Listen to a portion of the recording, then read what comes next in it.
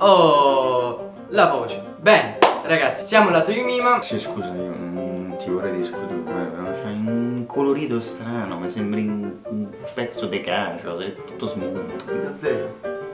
Claudio, il colore. Sì. Sì, ok, ci siamo. Bene, abbiamo la voce, colore. Benvenuti, ragazzi. Scusa, un po' più cinema, cioè pare di stare in una soap opera. Non so se magari Claudio può... Sì, vabbè, aspetta, no, me ne occupo io. Ok, ci siamo? Un po' troppo. Troppo? Sì. Ni. Oh, Ok. Sì, ci siamo.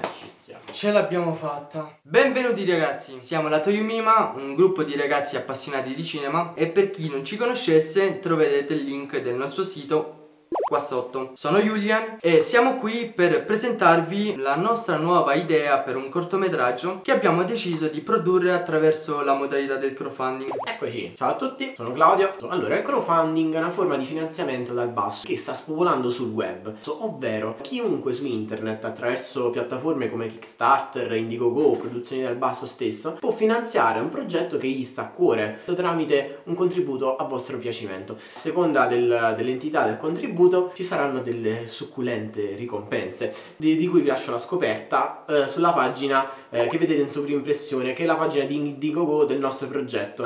Eccomi. L'idea mi si è presentata davanti durante uno dei tanti viaggi in treno che mi faccio per andare a Roma. Ho incontrato un signore di mezza età al ritorno dall'ospedale dove raccontava la sua malattia, una malattia cronica, l'abbandono in tenera età da parte dei genitori, ma soprattutto esprimeva il suo desiderio, tra un medicinale e un altro, di felicità, il suo essere felice. Dopo un po' ho capito che la felicità a cui lui alludeva era il fatto di spegnere la propria vita.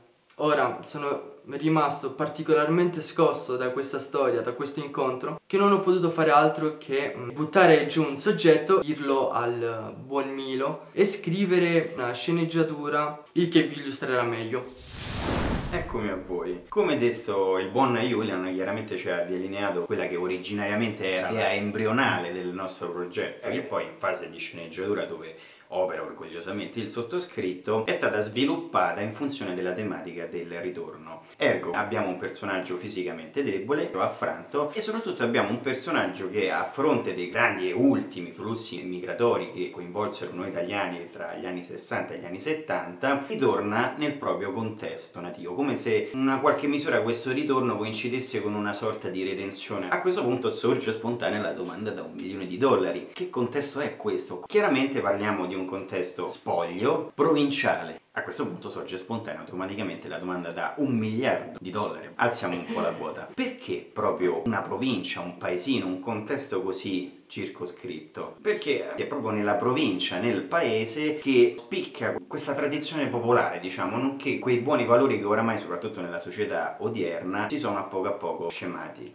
Ci piacerebbe fare un bel film, un omaggio più che altro alla nostalgia. E a questo punto sorge spontanea un'altra domanda da $1 milione. Dove giriamo? Dove giriamo, Mr. Top? Ciao a tutti ragazzi, io sono Tommaso. Come già annunciato da Milo, la ricerca del tessuto culturale cittadino che rimandasse a un tema di tradizioni popolari è stata lunga e, se vogliamo, anche tortuosa, e per far fronte a logiche anche produttive di stampo medio-basso, ma anche per sposare l'atmosfera che la storia ci stava comunicando, abbiamo optato per la ricerca di qualche paesino nell'entroterra romano. Per farvi alcuni nomi, siamo stati a Anguillara, Sutri, Calcata, ma anche a Faleria. La domanda che tutti probabilmente vi starete chiedendo, se avete resistito fino alla fine di questo video, è: perché diamine dovrei dare i soldi a queste persone? Ve lo diciamo fra 2 secondi sul divano. Bene ragazzi, abbiamo deciso di metterci comodi per rispondervi con calma alla domanda: perché mai dovrei finanziare queste persone? La risposta, ovviamente, consiste in una serie di circostanze che vi espone Julian, perché è giusto che sia lui a dire il video, visto che l'ha iniziato. Semplice. Finanziamento. Perché? Perché? Dillo te perché. Vabbè, sì, vabbè, aspetta. Bisognerebbe finanziarci perché comunque sai com'è la vita. Non essere vago. Sto improvvisando. Come stai improvvisando? Sì. Queste cose bisogna venire preparati, Come Tommaso. Vai Tommaso, dimmi. Allora che c'entra? Io mi sono preparato a introdurre te. Cioè, Spiega alla gente. ma scusa, non vuoi avere il tuo spazio? Io ho avuto dello spazio, ragazzi.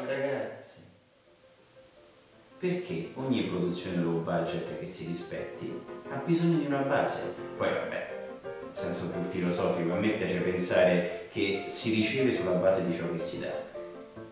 E questo sia tutto.